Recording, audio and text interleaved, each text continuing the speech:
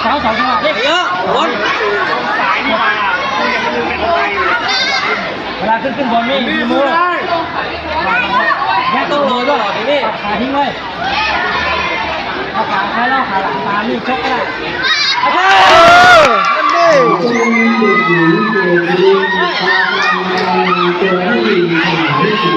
เดี๋ยว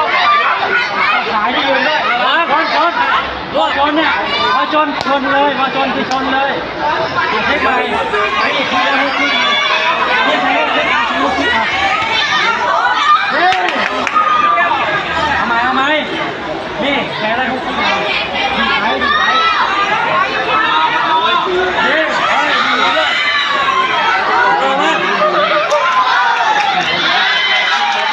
ไม่รอเอาดิไม่รอนี่ทีไปแล้วพวกทีไปแล้ว